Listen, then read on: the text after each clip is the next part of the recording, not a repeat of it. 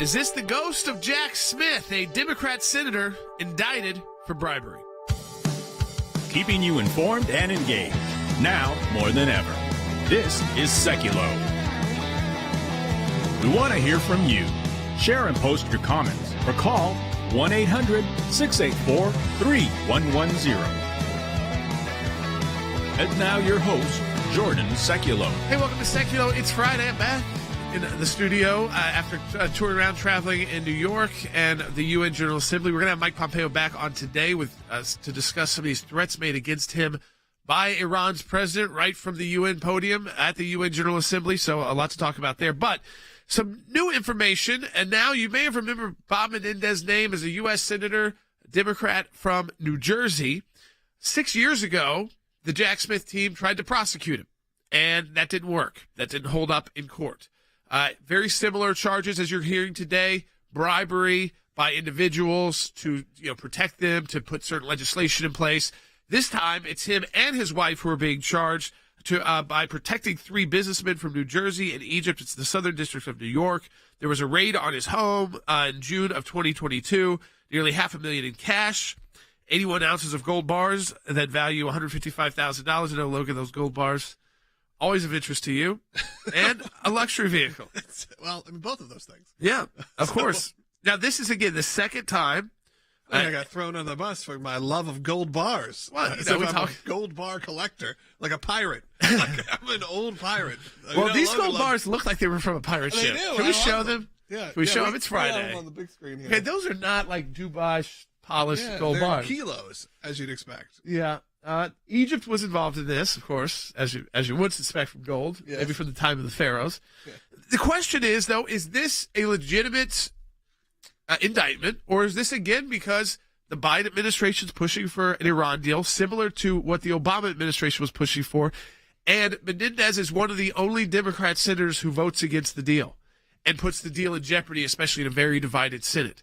So is this, again, a punishment because Bob Menendez, Logan, doesn't walk the line, or is it that he's committed legitimate crime? It's tough now because the first time around it was so obvious that he was being at least prosecuted, at least investigated for wrongdoing because of his vote. And you have to wonder in this day and age, certainly with this Department of Justice, when they bring a politician and their wife, I mean, it's so similar to what they did to Bob McDonnell and his wife. Is it for political purposes, or is it actually? And it's sad that you have to even do this in the United States of America now, Logan, where we have to look at an indictment that we'd usually say, okay, this is probably really bad. This senator probably did something bad. Where now as the American people, now as the ACLJ, we go, everything. I wonder if the DOJ is legitimate here. Well, I think that's true on all walks of life. It's not even the DOJ. It's just that whenever there's some sort of allegation, you always have to look, sadly, for a political motive. Even if it's something that's very egregious, sometimes it's light.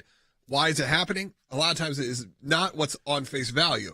Now, we'll see what happens here, where it comes from, but you're right. When it happens to be targeted at one of the few people that doesn't necessarily go along with the strict agenda, you at least have to question it and say, why is this happening? Yeah. So we got a lot of comments coming in. You can also give us a call at 1-800-684-3110. That's 1-800-684-3110 to be on the air today. We'll also be joined a little bit later by Mike Pompeo. As you said. And if you're from New Jersey, too, we'd love to hear from you, 1-800-684-3110. During his years as chief of the public corruption office at DOJ, Jack Smith garnered a successful conviction against Governor Bob McDonnell. It was unanimously overturned by the U.S. Supreme Court 9-0, but it still ruined his life, I would say, for a long period of time. Certainly, his career and his family. Right.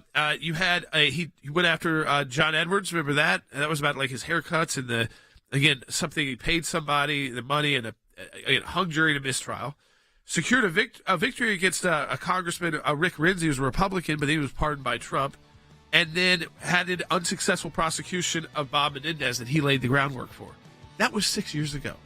So we say the ghost of Jack Smith because the guy is good at getting people indicted, not so good at getting a conviction, and if his convictions are then challenged in court, certainly has not been successful in getting them held up. We're going to take your calls at 1-800-684-3110.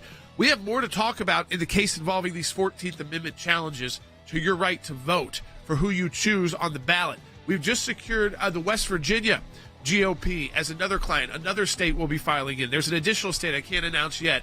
That'll bring it to 4. Right now, as we speak, we have attorneys on with Colorado on that legal front. That was the first one filed that's moving the quickest right now. Stay engaged, ACLJ.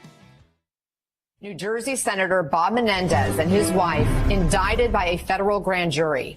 The senator is accused of using his office to help several businessmen from New Jersey, as well as the Egyptian government, in exchange for receiving hundreds of thousands of dollars in gifts, including cash, a luxury vehicle, even gold bars. This is the Mercedes-Benz that we allege that Uribe provided as part of the scheme. What you see here are 3 kilograms of gold. These 3 kilograms together are worth approximately $150,000. And of course here you can see just a fraction of the cash that was uncovered as part of the scheme. It would be the second time Menendez has been indicted. He stood trial several years ago that ended in a mistrial. The New Jersey Democrat up for re-election next year, which could be interesting. 6 years ago, he had a trial in a different corruption case, and that ended in a hung jury. The indictment, it alleges that Menendez and his wife allegedly accepted hundreds of thousands of dollars of bribes in exchange for using Menendez's power and influence as a senator to protect and enrich those individuals and benefit the government of Egypt. Menendez is alleged to have given the Egyptian government sensitive U.S. government information to help his friend, businessman Wael Hanna, maintain an exclusive contract to export halal meat to Egypt. He is also alleged to have tried to disrupt a criminal investigation undertaken by the Attorney General of New Jersey into another businessman. And Diane, he's alleged to have recommended to President Biden someone to be the United States attorney in New Jersey that Menendez thought he could influence. We are not done. And I want to encourage anyone with information to come forward and to come forward quickly. All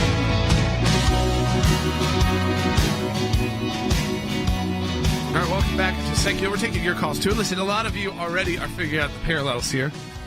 Sounds a lot like what Joe Biden's been accused of, a lot like what Hunter Biden's been accused of, and yet we don't see those charges being filed. We see gun charges, I think, being filed later this month. We see, we see maybe tax charges of late tax filings being charged, but what we don't hear about is the corruption.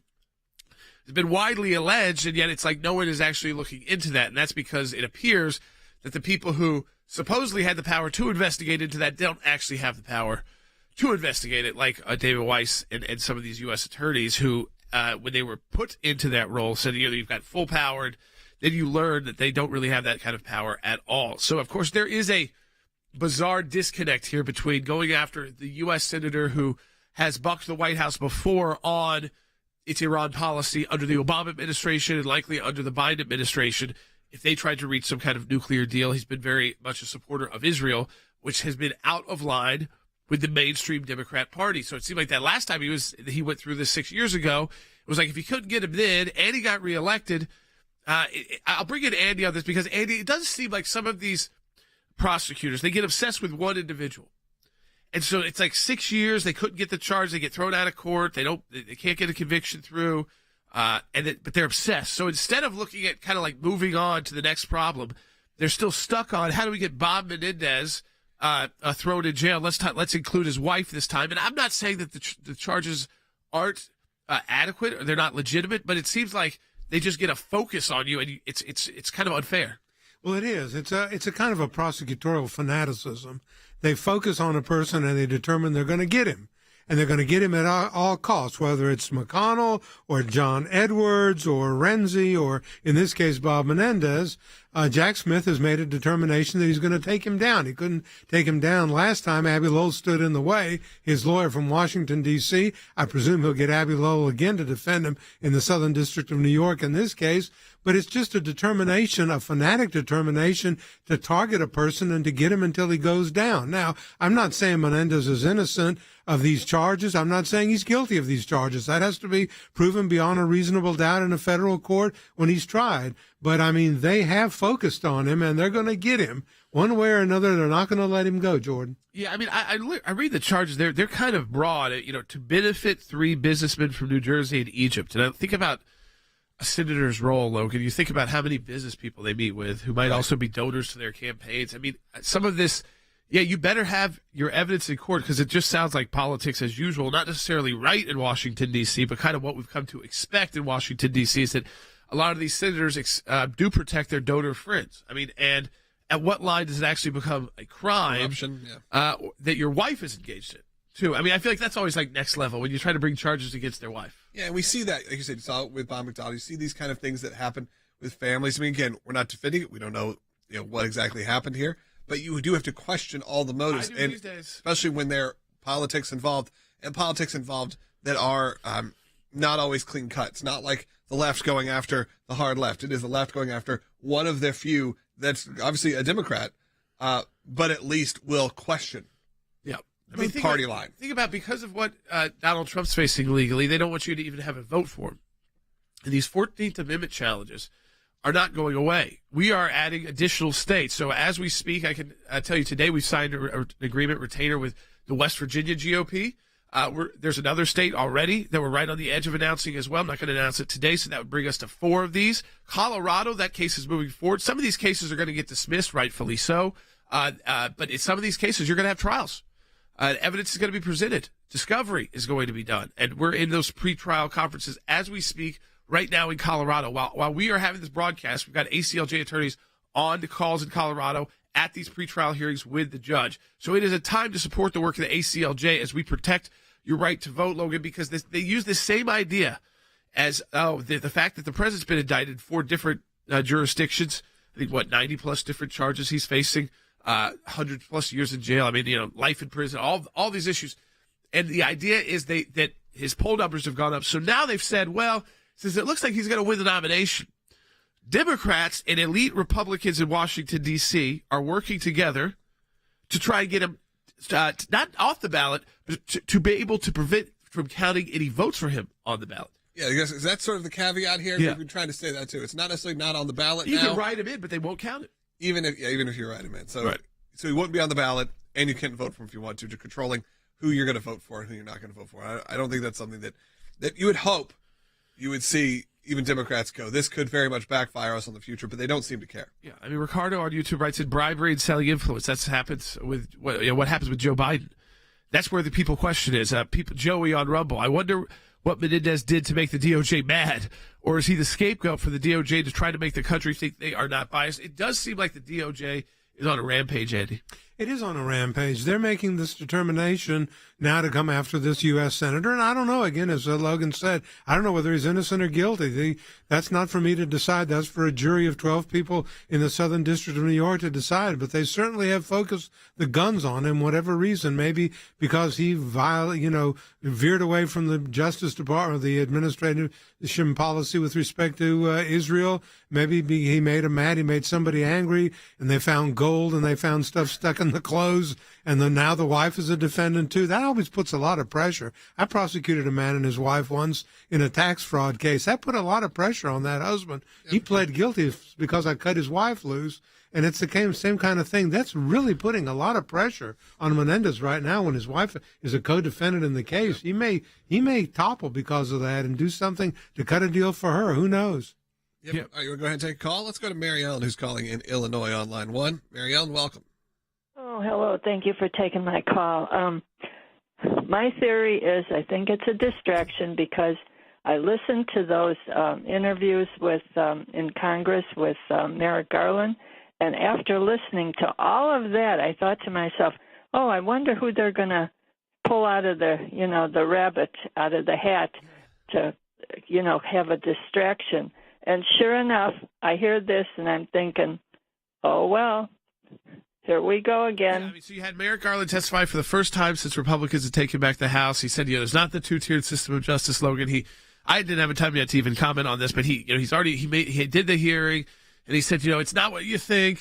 Everything's fair. David Weiss has the power to do it. But yet the next day, a Democrat gets charged. You think, like, as Mary Ellen said now, and this is unfortunate for our whole justice system. It's why it needs such reform, because we've got to get back to where it's equal justice under the law, and that we trust our law enforcement. They're doing the right thing most of the time, that there might be a few bad apples, but that the bad apples aren't running the ship. Right now, it feels like we have to assume bad apples, Andy, are running the ship, and the good people within are the whistleblowers. Well, they really are. I mean, Merrick Garland, who claimed yesterday he was not a prosecutor for Congress and was not the president's lawyer, is a liar. basically. And Tom Cotton, the senator from Arkansas, said that at a Judiciary Committee hearing, said the best thing that I've ever heard. Thank God you're not on the Supreme Court. Can you imagine having somebody like Merrick Garland on the Supreme Court of the United States? But he is not the type of stellar attorney general. When I think of attorneys general, I think of the one I worked for when I was in the Justice Department, Griffin Bell. There's a stellar attorney general. Someone like Bill Barr, someone like William French Smith, someone like Edward Levy, people who we looked up to, Edwin Meese and so forth. And in those positions now we've got people like Merrick Garland. Give me a break. Yeah. It wasn't popular enough to go through the Supreme Court with the Democrats, and then they said, let's make him attorney general. And he's gotten a heavy criticism as attorney general from the left for saying he wasn't aggressive enough. And then it's like he went overly aggressive, and the personality doesn't really match the tone with him, but yet the aggression from the Department of Justice is extreme. They bring Jack Smith back from Kosovo to start prosecuting everyone. Take a listen. This is from what Andy referenced, the Garland testimony yesterday. As the president himself has said, and I reaffirm today, I am not the president's lawyer. I will add, I am not Congress's prosecutor. The Justice Department works for the American people. Our job is to follow the facts and the law, and that is what we do. I mean, it is so simple at this point, Andy, and it seems just so absurd, the statement. One, he does seem like he's the president's lawyer, even though that's not supposed to be the role of the attorney general, because he seems like he picks and chooses. Obviously, he didn't allow David Weiss wasn't an actual special counsel at first. At first, he was a U.S. attorney given the powers like a special counsel until whistleblowers came out and said actually didn't have those powers. And they said, okay, we'll make him a special counsel because we're getting too much pressure on Hunter Biden. I mean, it's a bizarre political time because you have Democrats in Washington, D.C., many who would like to push Joe Biden out, but they are running out of time to push Joe Biden out. So they're coming after people, too, like Merrick Garland. Yeah, they are. And Merrick Garland, again put his career on the line here when he made the statement, or put his reputation on the line that he's not the president's lawyer and he's not Congress's prosecutor. The fact is, he is. There is not that bright line between the Justice Department and the presidency that there needs to be, I'm afraid to say. All right, folks, we're going to continue to take your phone calls, 1-800-684-3010. When we come back, Congress beginning to question the funding to Ukraine. Like, how about, hey, before we authorize another $100 million of your taxpayer money, could you give us an accounting of what the money has been spent on? Could you tell us where this money has gone while our nation's borders are open, while people are dying from a massive drug epidemic in the United States, and our major cities in the country are crumbling? Could you tell us where this money is going to Ukraine before we spend it? And, of course, they don't want to tell you. Be right back on Sekulow.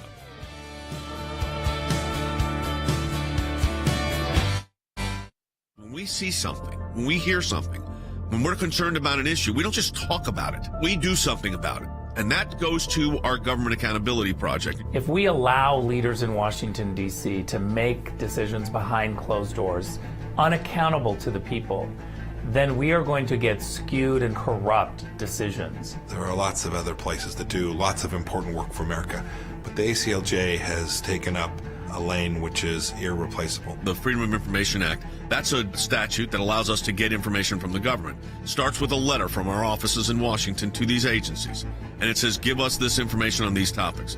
And generally, they don't. And then we go to court. We go through a series of lengthy negotiations back and forth about what they'll give or what they won't give. We may get tons of information that's redacted, and we have to then go back and say, you redacted too much. We can't really find out what you're giving us because it makes no sense. So it goes through a process of litigation. That is how you get information, and that office is going to be more active now more than ever. The ACLJ has been extremely active in vigorously seeking to hold these bureaucrats accountable. We have filed hundreds of FOIA requests. We have received over 20,000 pages of documents in our litigation. Holding them accountable, holding the Biden administration accountable so that all Americans are able to have faith in their government. We will up our efforts. We will not stop. You're finding a nugget in a gold mine. Occasionally you'll come up with something that is really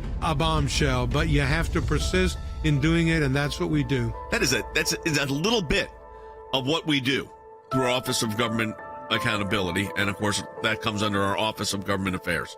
So your support of the ACLJ supports all of that.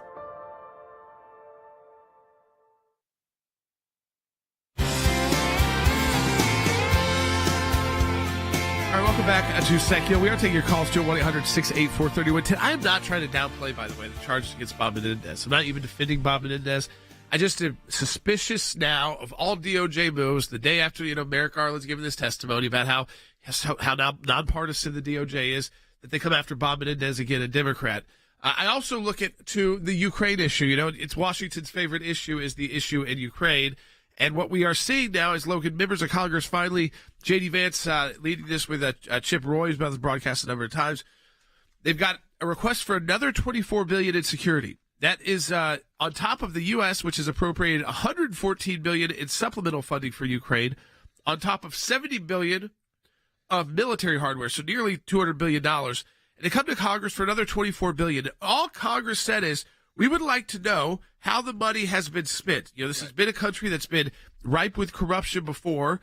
We would like to know where the money has gone. How is the counteroffensive going? Are Ukrainians any closer to victory than they were 6 months ago? What is our strategy, and what is the president's exit plan? What does the administration define as a victory in Ukraine? Because, Logan, to me, it feels like they define a stalemate as a victory, and that a stalemate is unending. What's odd about the whole situation, and I can say this for a lot of topics, is it feels like the government is very quick to respond to where the American people are. Yeah. Initially. Because initially, I think most people were like, yeah, we got to get behind Ukraine and help them out. Right. But then they don't listen when the American people finally say, okay, but there is a limit. There's a line. We're not sure where things are going right now. We thought this was going to be a war that was going to last a couple months. Right. But now that we're prolonging it to 2 years, they don't listen to what the American people are actually saying, right. Which I'm sure you can go back and find us going, yes, we need to be supporting Ukraine. We need to be out there and helping out where we can, as they were going through the initial wave of attacks coming upon them. But it doesn't mean that one way is right forever. And I think that's what we've kind of seen over the last 3 or 4 years with this administration, which is, it's like they take what the American people want initially, they think they want, and never listen to beyond that. They go, well, and you can see it from the politicians even that go over, even the conservatives that go over to Ukraine, like, look at this. Like, some of it, I believe you should be seeing. We should be seeing what's happening there. Right. But they're not listening. Well, I would just want to be told, what's the victory look like? Okay, what does winning look like? What does bringing this to an end look like? Even if it's a long way away. What's your idea of this coming to an end? Where does this stop? Is it Ukraine pushes back this much? Is it Ukraine pushes back this far? It seems like Ukraine's been fairly successful in keeping massive Russian aggression from being successful. But the Russians haven't given up yet. And in fact, they ignored the UN. So did China. I mean, what kind of signal is that to the world where Xi doesn't show up and Putin doesn't show up? Yeah, the biggest leaders. And by the way, top 5. And they're doing it in concert together. You know that. That is not a secret that they are not going to even. They're not even taking the opportunity to address the world at that stage. Yeah. They think it's become a stage not worth going to. Yeah, and you can understand a little bit from Putin because of security risks right now. But the Iranians got no problem. We're going to talk about that with Mike Pompeo. They got no problem coming over and threatening Americans. But I don't know. I mean, I feel like he at this point could. I mean, yes, there's hostility between all these countries and China, but it's not the same kind of hostility as there is with Russia. Yeah, we're doing so much business with China. Xi would be fine in New York, you would think. He's business. Right. But it was more of a signal to the world. That's what I mean. That we are reorganizing the world order. And that this old world order that we're still a part of, the Security Council, we got our vote to veto things, the Security Council, but we don't really care if we can't bring this ahead. Do I play this bite from Kirby? Yeah, because this is when they basically say they have no exit strategy. This is very scary. What's the strategy? What's the exit plan here for the U.S.? Well, again, I'm not exactly clear what the senator's referring to. Normally, when you talk about exit strategy, you're talking about getting American troops out of a war zone, that kind of thing. It's important to remember that we don't have American troops in Ukraine. Ukrainians are on their soil, and they're fighting for every inch of it. So I don't think they plan on going anywhere. We are providing the military aid. We are providing the military aid and obviously financial aid. I mean, he tries to say because we don't have American troops that they don't have to figure out how this comes to an end, Logan. But we are funding this. Yeah, where does our funding come to an end? And instead of funding more security at the border, instead of funding to beat back the drug cartels, instead of funding to beat back the human trafficking, we've decided we're going to fund this. And everybody, I think, might be okay with it if you can tell us what's the goal. And the goal cannot be endless war. It cannot be endless bloodshed. It can't be a 20-year war of attrition that we're going to just be the funder of. But in fact, we all know we're being punished for funding that. That's why oil prices are higher. That's why inflation is higher, is because we have engaged a country that is the number one gas producer to most of Europe, natural gas, Russia, and told them they can't use it, so they're not. And then we're having to supplement everybody with our money, with our taxpayer dollars. Yeah, hey, phone lines are jammed completely right now, but we're going to try to get through as many of these as possible. Let's go ahead and take a call. Not necessarily directly related, but an interesting comment. Jim's calling from Maryland, line 2, listening on the radio. We appreciate it. Jim, you're on the air. Hey, Jim. Hey, good afternoon, guys. I just want to thank you first for everything you do for us. And now I have 2 questions. I'll try to make them quick so you can take more callers. Number one, I'd like to know what's being done to make sure the American people have a fair election next year. I haven't heard much talk about it whatsoever, and that's very concerning for me. And also, I hear Joe Biden plans on bringing out digital cash next year, and I know that's a very bad thing, and I'm wondering if the ACLJ is involved in doing anything to make sure that does not happen. Well, on voting, I think we've taken, Logan, a major stand at the ACLJ. We've decided to put massive amount of resources behind the defense of making sure people have the right to vote for who they want to. I mean, the first step, Jim, is they literally want to take away your ability to vote for Donald Trump, and that's who they're choosing this voting cycle. If this becomes the norm, where they don't even have to go through a primary, they can take the number one threat to the Democrat Party off the ballot by saying, well, this person said this. We don't like the words they use, so you can't vote for them. It doesn't matter if they're on the ballot. It doesn't matter if they're write-in candidate. Your vote will not be counted. And we're now active we are in court in Colorado, Oklahoma, now West Virginia. We have announced signing on the West Virginia GOP as a client. There's another state we're right on the edge of, just probably later this afternoon or early Monday we'll announce as well. So we're going around the country defending your ability to choose who you want to be your presidential candidate.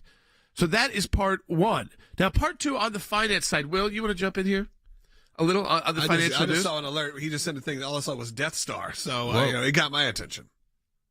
So there are always talks within the administration of trying to create this digital currency within the central bank, and there are members of Congress that are speaking out about it, trying to put a block to it. With a divided Congress, I don't see that going forward at this time, but it is something to keep an eye on. Yeah, and it's also this is not digitizing the U.S. currency. This is this is like a crypto, but run by the U.S. within the central bank, so within the Federal Reserve System. They can just keep not even printing money, just make money out of. And then we know a lot was going on with the BRICS nation and some of there. So there's a lot of stuff when it comes to money and gold, obviously, that we've talked about. That's pretty interesting. Oh, I think the whole future of currency is in a crosshairs right now. I mean, Yellen has said she supports some kind of central bank digital currency. And I think at a time of rapid inflation, it's when people forget. I think the older they get too, because you get to 62 and you think, how am I going to retire? What do I need? My 401k is up and down. And also I want to leave something for my family. The cost of college tuition is insane. So what you might have needed 2 or 3 years ago is tripled or quadrupled. You're depending on what kind of interest rate you had in your home, you're paying double for the same home that you were just a few years ago under President Trump. So elections have consequences. We've got a second half hour coming up, Logan. But like that caller said, what are you doing to ensure our right to vote? We are in the battle, Logan, in states across the country, ensuring people have the right to choose who they want to be their nominee for president. That's right. And get in the fight as well. Join us. Go to aclj.org. Make a donation today. We really would appreciate it. As you said, second half hour coming up. Mike Pompeo joining us in just a couple of minutes. The ACLJ has a 30-plus year history of fighting on behalf of you, our members, in support of life, abortion's murder, religious liberty. A Turkish court has freed American pastor Andrew Brunson. Justice, personal freedom, and constitutional government. Our freedoms are under attack. Now, more than ever. We are not going back. Abortion is healthy. Yet another week of violence. They use their power and influence to push deeply un-American causes that threaten to destroy our country. Abortion on demand, socialism, inflation, cancel culture, weakness in the face of our adversaries. We owe it to our kids and grandkids to defend the things that make this country great. It's time to take the gloves off and uphold American values.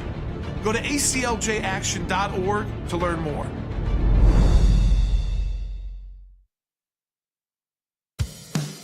Keeping you informed and engaged. now more than ever. This is Sekulow. And now your host, Jordan Sekulow. All right, welcome back to Sekulow. We are taking your calls to 1-800-684-3110. We've hit a lot of topics already today on the broadcast. These charges about Bob Menendez that have been announced. You know, I'm not, again, casting judgment on whether these charges are legitimate or not. I do know that 6 years ago they tried to do this to Bob Menendez. He won in court. And you do wonder, is he just, the DOJ just gets their target on you and they can't quit? It's like they can't quit you, Logan. They must somehow figure out a way to get you prosecuted. And this time around, it's suspicious because they want to look like they're not being partisan by how they're going after Donald Trump or Republicans. So it's like, throw in their favorite Democrat to prosecute. We'll just throw in a Menendez charge. He doesn't stand with us where, vote with us where we vote on the Iran issue.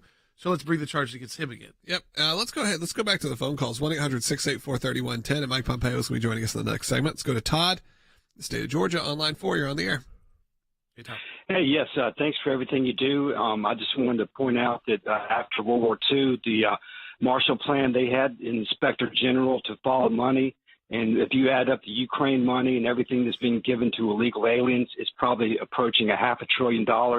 And this cryptocurrency, FTX, Sam Bankman-Fried, that was an offshore money laundering slush fund, foreign money coming in. So, there's a lot of serious issues. So I appreciate all your hard work. Yeah, no, listen, I think that we've had that moment with cryptocurrency. It was the hottest thing ever. And Logan, I think it got a little bit, it's not over. No. I think it's probably part of the future. Yeah.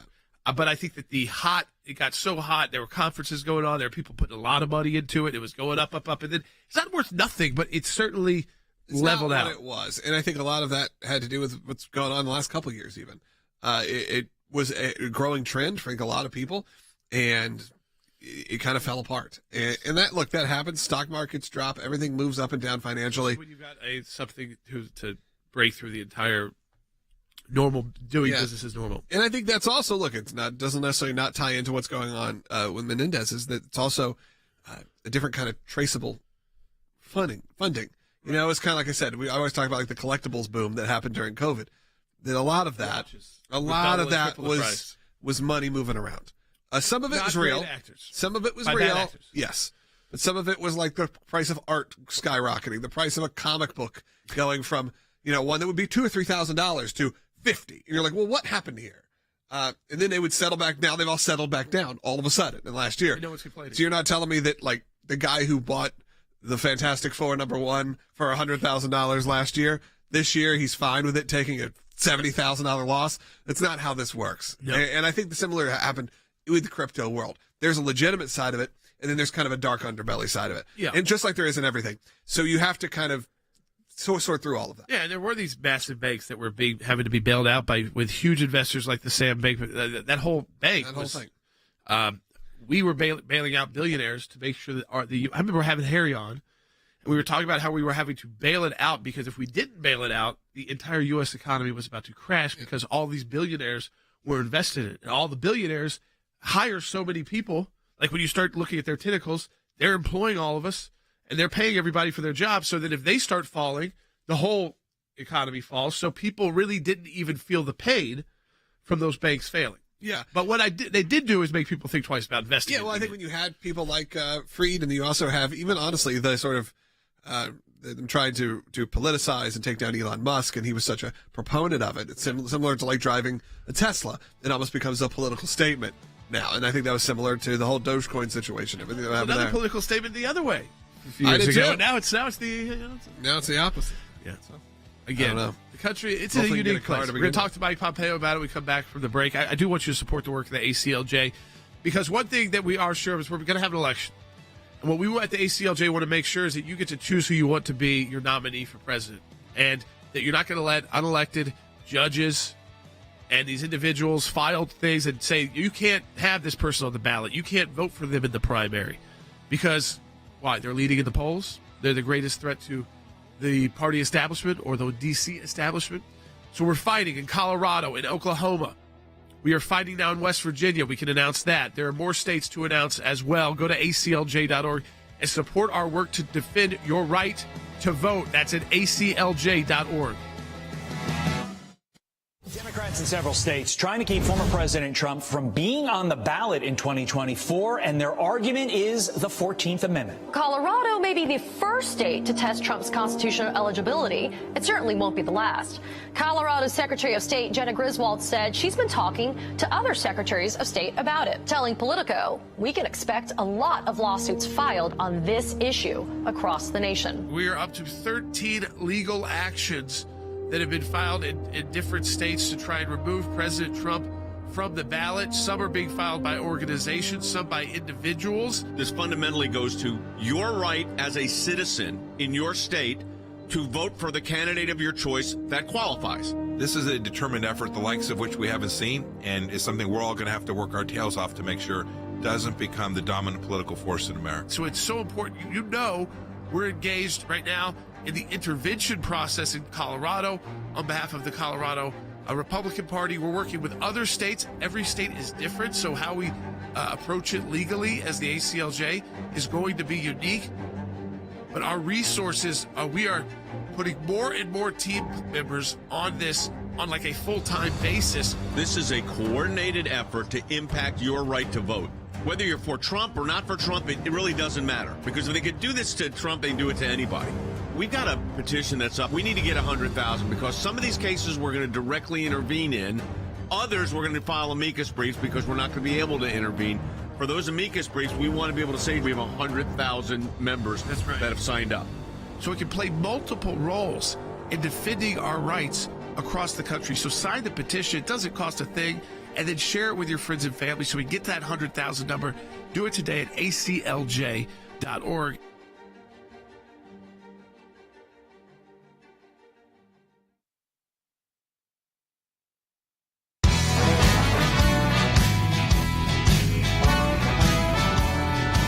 Welcome back to Sekulow. We are taking your calls, too. We got a final segment coming up at 1-800-684-3110. So a great time to get your calls on this Friday. We talk about a lot of topics. It's great to be joined now by former Secretary of State Advisor to the ACLJ, former Secretary of State Mike Pompeo, who I got to see in New York earlier this week while the UN General Assembly was going on. I want to ask him about something that happened at the UN General Assembly. Let's play it, Will. This is the president of Iran addressing the United Nations in New York. Take a listen. But the Islamic Republic of Iran, through the use of all tools and capacities in order to bring to justice the perpetrators and all those who had a hand in this government-sanctioned act of terror, will not sit until that is done. The blood of the oppressed will not be forgotten, and the robes of the guilty will bring them to justice. Secretary Pompeo, I don't like to make a joke of this or to smile about some of this rhetoric that is actually used in the in the United States when we hear that even in translation. But he's talking about you. He's talking about people like you in the Trump administration who they believe were responsible for making the call and suggesting to President Trump to take out Qasem Soleimani, the head of the Quds Force, the Revolutionary Guard. No, that's right. I must say, you and I were both there in New York. We were less than a mile from where he was uttering those words. The United States had just given him $6 billion. He then proceeded to threaten me and the others with our lives, all the while being protected by Secret Service from the United States of America. It is mind-numbing bad U.S. policy to have permitted each of those things to have happened. As for him, this guy's a bad guy. He's known as the Butcher of Tehran. He killed thousands and thousands of Iranians. He was also responsible for the death of many American soldiers, sailors, airmen, and Marines in the Middle East. He is a terrorist. So was General Soleimani, who we took a legitimate strike on, President Trump's direction. We did the right thing. I am very confident that we saved American lives. And to allow him to come abuse the United Nations and abuse the United States in this way is truly tragic and bad policy. Not just me, not just the other government officials, but these folks are working to kill other Americans as well. And to be negotiating with them to give them space to create a nuclear weapons program is just ridiculous. And I feel like they love this time in New York, Secretary Pompeo, when they get the protection of the Secret Service, they get the protection of the United Nations, they get to get up, even after the $6 billion, even after this deal made by the Biden administration, and spew their hate, and spew their terror, and spew their rhetoric, and know that here in the United States, they will be protected. That it's more dangerous mostly for them usually at home than it is abroad in New York, and that's just the bottom line truth. But there's this kind of interplay, and I want to ask you about that. Where it's like, where does the U.S. have to kind of put their foot down with the UN and say this can't be a platform for this kind of rhetoric? Well, Jordan, look, it's a privilege that we have the UN here in the United States. We have amazing freedoms, and I'm glad for that. But this guy broke the law. This guy is in violation of U.S. law, and we have every right. The State Department had every right to deny him a visa to travel here. We don't have to let everyone in just because the UN is here. And so, it was a mistake. It was a mistake to allow him to come do that. I will say this, too. The United States didn't even put out a statement after this in a serious way, saying, no, what he said was outrageous and wrong. No one at the UN said he abused the platform that we provided him to threaten American officials. They just sat there and took it, and it's kind of just a little bit of a joke.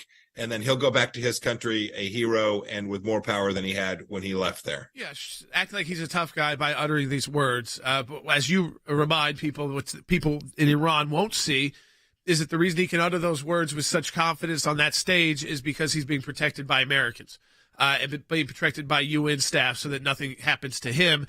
And again, I would say it's much more dangerous for these people to be back when they are at home than when they are abroad. But you did talk about the importance of not giving this up. We believe that, too, at the ACLJ. That's why we engage at the UN, both in New York and in Geneva, through our European Center for Law and Justice, too. We've been doing it for decades.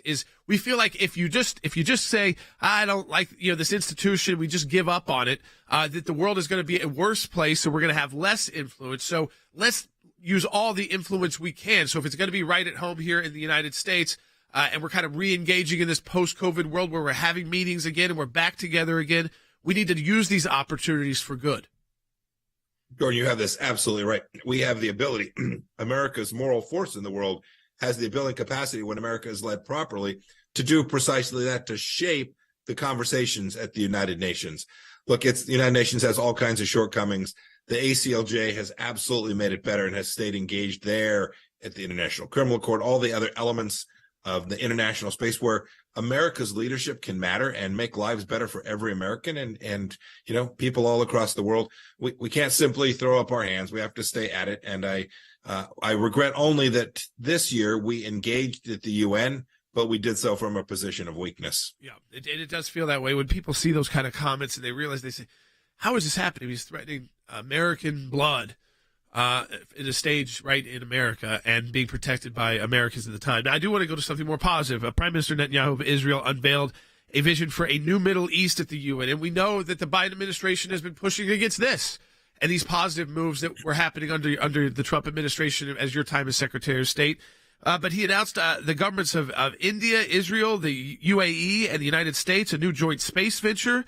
I mean, those sounds like that will play into a U.S. effort. I mean, it's there for the taking to create more peace in the Middle East. I want to give the Biden administration credit. The agreements that were announced a couple of weeks back in India, connecting India and Europe through the Middle East and through Israel, are really good things. But that's just an announcement. That's just a press release. They now need to go execute against it. And the policies that the United States has put in place have made that more difficult. Not producing our own energy, not isolating the Iranian regime, not being connected deeply to Israel, understanding its centrality to the region, calling the Kingdom of Saudi Arabia, calling its leader a pariah. Those are things that make those kind of agreements really difficult to implement. And so while the top line was good, everything else the Biden administration has done has made that even more difficult. We need to promote peace and prosperity in the Middle East for our own benefit. You can't do it while you're abandoning our friends and allies in the region. Yeah, I think people, too, on the issue with Ukraine, this is bubbling up with Congress and the funding, and where people are saying, listen, it's not that we don't think that we're on the right side here, but they ask the administration, do you see what is like an endpoint for you? And Kirby gets up and says, well, there's no U.S. troops involved, so we don't really need an endpoint. But when Americans see that it's hundreds of millions of dollars being spent, they do want an endpoint. Their inflation is up, the gas prices are up, and that is directly related to what's happening in this war between Ukraine and Russia. It's affecting Europe's economy as well. So if we're going to fund it, I mean, we do want to see an end to it. It's not a good answer to say, well, we've kept U.S. troops out of it, but we're using your dollars and we don't need to give you an answer. It's important that U.S. troops aren't involved. That's absolutely true, but it is completely insufficient. You have that right, Jordan. President Biden still now a year and a half, almost 2 years on, still hasn't explained to the American people why it matters. I believe that it does. I've articulated why I think it matters to every American that we help the Ukrainians win this and defeat Vladimir Putin. I know what the definition of that ought to look like. President Biden needs to articulate that, explain it. It is a lot of money that's being spent. We are leading the effort there. The Europeans need to do more. I hope that they will. But in the end, I do believe this is the right thing. We simply have to explain what it is we're trying to achieve, how it is we intend to achieve it, and what that endpoint looks like exactly. To say, gosh, we don't need an endpoint is a recipe for American failure. Yeah, it's leadership. Secretary Pompeo, we appreciate your leadership and your support, your work with us here at the ACLJ. It was good to see you this week in New York and last week in Tennessee. We talked about a lot of this New York. You've been there, you've lived there too, and again, we've done a lot of work there at the ACLJ for years now through the UN. And there are times when you feel like the U.S. has got a great standing. Doesn't mean everybody loves you, by the way. We have a great standing, but you feel like you're the tough guy when you walk in. At least have like, power. You're respected. Yeah. Sometimes hated, but respected. And there are times when you feel like the world's kind of laughing at you. And I will tell you, this time felt a little bit more like that. Like, you know, again, New York is not the city that it once was. Maybe just a few years ago, the mayor of New York during the UN is saying that New York is going to crumble and crash because too many migrant children are going to school there. And literally that he's saying on TV, that's going to destroy New York. While we are hosting the entire world, right? New York public schools are failing. Yeah, the center of the world is supposed to be New York City, and if it's falling apart, and look, we're not talking about now, we're talking about years past COVID lockdowns, those kind of things. Sure, did it ever fully recover from that? Absolutely not. Still has not. But we're not talking about policies that are even directly related to that are causing some crisis in that amazing city. Give us a call. We are going to take as many calls as we can in this last segment, and we actually have quite a few open lines. We've got 5 open lines. So if you want to call right now, this is a perfect time to get on the air. You can ask about any of the topics that we brought up today, or if you have something else, anything from this week, we'd love to hear from you. 1-800-684-3110. Let me, too, say to you, on to vote for West Virginians. There's another state. I just can't quite announce it today on the radio show. Maybe this afternoon, if not early next week. That would make it 4 states, 4 different kinds of courts we're engaged in to protect your right to vote. While this broadcast is going on, as ACLJ attorneys are working in Colorado as we speak in a hearing there to protect your right to vote. And it is the left working with Republican elites in Washington, D.C. who want to keep Donald Trump off the ballot. That's their choice this time. They don't want you to be able to choose Donald Trump. We're protecting your right to make that decision. Support the work of the ACLJ at aclj.org. We'll be right back.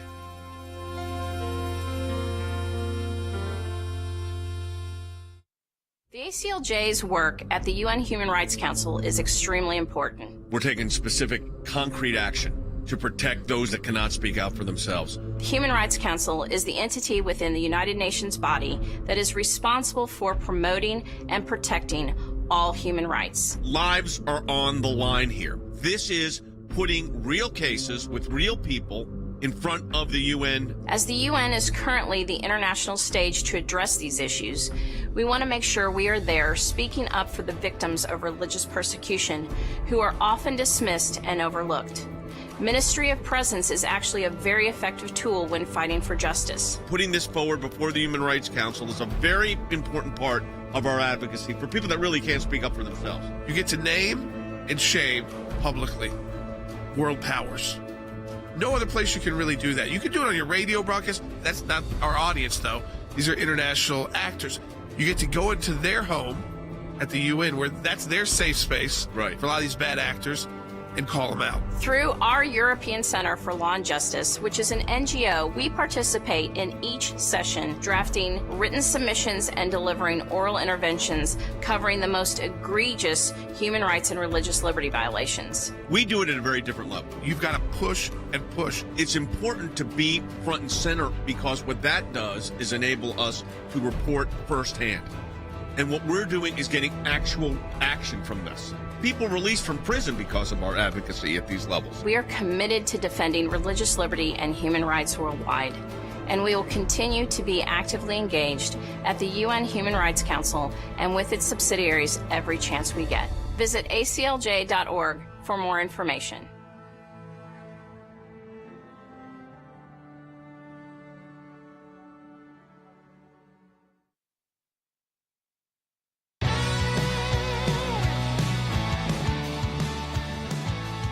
All right, welcome back to Sekulow. We were talking just a bit briefly about New York. And this is, again, I know most of our listeners aren't in New York City. We have a lot of listeners around New York City and a lot of listeners who, again, you probably work for a company where New York is very important to you because it's the financial center of the world. And I still think that's the truth with Wall Street, with the United Nations. I mean, decisions on war and peace are made there. But it has not been able to bounce back. It is one of those perfect examples of far left policies maybe destroying kind of the centerpieces of the United States. I wouldn't go as far as San Francisco. But in that same... In the vein. And this is why. This is the governor of New York, the sanctuary city, the Statue of Liberty. We can take everybody. We don't care who it is. We're such a big city that we're not going to crumble. Our facilities, we got enough space. We got enough places in school. We got enough money. No problem. Here's the governor of New York, a Democrat. We really need to stop the incoming. We're still seeing about 3,000 a week. That's absolutely unsustainable. We're working so hard, spending millions of dollars, state dollars, to build shelters to house 3,000 here, 2,000 here, 1,000 here. It's still not enough. So the word has to get out that New York has always been that place of welcoming immigrants. All of us came from somewhere, our parents did, grandparents. But there is a limit to who we can house at this time, and we need the rest of the country to step up. But most importantly, it starts at the border with enforcement. So there you go, Logan. Yep. 3,000 a week. She said that, by the way, on MSNBC, Democrat mayor, or Democrat governor, I'm sorry, not necessarily going into conservative territory, not hearing what they want to hear. This is not... Mayor Adams said it's going to destroy us. Right. This is not what they want you to see on the news. No. Not the left. No. Because these are their cities where they thought they were in control. But you know what? When you actually look at New York and you look up a lot of the times, you look at the office buildings, there is no one in them. Yeah. I mean, floor of just empty space. Darkness. And this was not because of 9/11. This was not because of terrorism. This was because people left with COVID and said, I don't want to come back. That's mainly it. It's not even that like some of these policies are still there. They didn't know how to incentivize people to come back. Yeah, spaces are just up for grabs because of that. We were there last year, and it was that we were staying pretty high up in a hotel and had like a little balcony and looked over, the Fifth Avenue or whatever it was. And it was just empty. It was just empty floors. And you'd occasionally see like a person like walking and like it was almost creepy because it'd be like one dude who's still in this building who's having to like make sure that there's no squatters, or something like that happening there. And we grew up in the New York, in almost the post 9/11 New York. I'd say. Sure. I was in college in D.C. We went up to New York all the time. 2003. It was just like patriotic to go back to New York, and maybe as Americans we reinvested in New York because we said this is going to be a city that grows. It's going to be the Statue of Liberty. See, this is the city that stands, and through COVID and through bad policy decisions, it can come back. Yes, but it now is at a point where it has to come back. It's not a quick fix. Yeah, I mean the only places when we were there that felt like thriving were places where young people are. Were places like a Greenwich Village still. It feels like there were people still. Yeah, exactly. Students, people that are still working. Other than that, it felt like the tourist areas felt sketchy. Yeah. And then the really nice areas felt empty. Let's go ahead and take some phone calls though. We got a lot of calls coming in. Let's go in order how they came in. Josh was calling California, watching on YouTube. You're on the air. Hey, Josh. Hey there, guys. Thanks for all you do, and God bless all of you. Can you guys hear me? We can. Go ahead with your comment. Oh, great. So my questions pertain to the efforts of the Democrats to keep Donald Trump off the ballot in 2024. And since they're trying to do this based on allegations of crimes against the United States, why don't Republicans deploy a mutually destructive strategy and try to remove Biden from the 2024 ballot based on his alleged corruption? You want to do the Democrats' work for them, Josh? I mean, that's the thing. The Democrats would love you to remove Joe Biden from the ballot. They could have another Democrat. That would actually make their life easier. I say that in jest. Listen, I don't want to be that party. I don't want to be the party who says, you know what? We're going to ban people's right to vote. I don't want to be those D.C. elites that say, Republican or Democrat. And there's Republicans in this fight, too, who want to tell you can't vote for Donald Trump. Plenty of them. D.C. attorneys. I can name them. They have been named. They are publicly doing this. So I'm not trying to be me by saying it. Who want to tell you you can't vote for Donald Trump. Let's not be those people. Let's be the people that say the American people are going to choose the best person. We might not always like the outcome of the election, but the American people are going to choose the best person to be the nominees for the major political parties, and then they're going to make the decision about who they want to be president of the United States. Again, I don't want to be the person or group, but I get your point But I don't want to be the person or group who ever tells somebody, you can't vote for this person without due process. There's been no due process. There's been no hearing. There's been no adjudication that they aren't qualified to be president of the United States. And for goodness sakes, in this case, this is someone who has served as president of the United States under a time that the U.S. did pretty well in the world. Absolutely. Let's continue on. Take some calls. Let's go to... What do you want your interest rates for the Trump administration? Yeah, it sounds nice. That's all I'd like to say. Yeah. Interest rates and gas prices would be fantastic. Yeah. Let's go to Vanessa, who's calling in California. Watch on aclj.org. Thank you. You're on the air. Good morning. Thank you very much for taking my call and for all the hard work you do. It's a pleasure to get to participate in supporting this effort. My question is, our country is trillions of dollars in debt. I'd like to know why we're giving billions away instead of paying down our debt. Well, I mean, listen, you could do both. I don't say you give billions away. You could both be offensive and defensively start figuring out debt and spending. But when you do that, you got to explain it to the American people. I think this is the time. You're talking about Ukraine. It feels like we just spend and spend and spend on these issues, but then we don't. Instead of spending and spending and spending, Logan, on securing the border. Yeah. Like where people, I think, would see, hey, we'd go into debt a little bit more if we could secure our border. Yeah, if you felt like you were actually getting something for that debt. Sure. That's part of the process. If we could bring this war in Ukraine to an end and bring gas prices down, okay, go into debt a little. We'll figure it out, from there. But when it feels like the world is getting us stuck into a war of attrition so that they can sink our economy, and it kind of feels like that right now, that the U.S. just isn't the world leader it used to be, as I want to underscore, the leader of Russia on the Security Council and China on the Security Council, one of the 5 permanent members of the UN Security Council, decided they'll skip out at the United Nations. Yeah, that's ridiculous. We got 2 minutes. Let's quickly get Barbara watching on Rumble. Barbara, you're on the air. Oh, thank you so much. My question really was for Mike Pompeo. I want to know what our country is doing to promote peace between Ukraine and Russia. I listen to so many news broadcasts. I don't hear anybody talking about what can the United States do to promote peace. And if we could tie peace to some of the money that we're getting. Yeah, President Trump did talk about it. Yeah, he's like, I just want people to stop dying. The first step towards you're going to get to actual peace, that might be a long time. Yeah. Because when your countries go to war and you start dying at the rate people have been dying in this conflict, both Russians are going to be angry about it and Ukrainians, probably generationally. But you do want to have a plan for how I've thought about it too. We used to have an office in Moscow. We were not allowed to continue that work because the European banks, the U.S. banks had put sanctions. There's just no way to get money in anymore. They couldn't take the money either from Russia. So, but we still have those contacts. I would love one day to be able to announce on this broadcast that we reopened that office in Moscow, that we're able to re-engage and kind of restart the relationship that we were building in the post-Cold War, that we had these good relationships going between it wasn't perfect, but we were working together, right. And all of a sudden, this kind of threw that the baby out with the bathwater. Yeah, it felt like we just went back 30, 40 years. Yes. All right, well, that's going to do it for today on Sekulow. You need to support the work of the ACLJ by going to aclj.org. You can join us in the fight as we are taking those 14th Amendment cases. They're growing and growing. There are. So we've told you about Oklahoma. We've told you about, of course, Colorado. Our team right now is in that case in Colorado as we speak. During this whole broadcast, they've been engaged. I can announce to you today, we've signed on the West Virginia GOP. There's another state as well. I just didn't have time to get to it today. We're signing the paperwork as we speak, and there could be more. Protecting your right to vote. Your right to vote. That's what we're doing at the American Center for Law and Justice. Support that work, because the left and liberal elites and Republican elites in D.C. want to tell you who you can and can't vote for, and we won't stand for that at the ACLJ. Donate today at aclj.org. We'll talk to you next week.